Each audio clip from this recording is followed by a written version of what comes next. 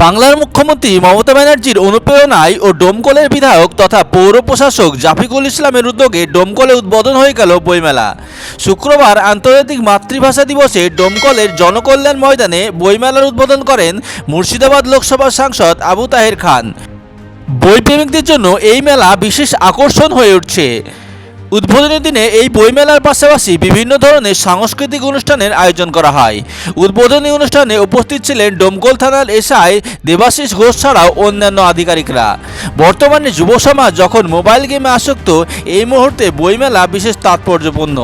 বইমেলা নিয়ে কি বললেন বিধায়ক ও পৌর প্রশাসক জাফিকুল ইসলাম, শুনুন বিস্তারিত। আশার তো শেষ থাকে না, কল্পনারও শেষ থাকে না। তো আমরা আশা রাখতে থাকি, কল্পনা করতে থাকি, যতটা পূর্ণতা ভগবান আমাদের দেন। তো আজকের এই বইমেলা প্রসঙ্গে এটুকুই বলবো যে ডোমকলের মতো জায়গায় বোম না হয়ে বই, একটা সময় বোম মেলা হতো, এখন বইমেলা।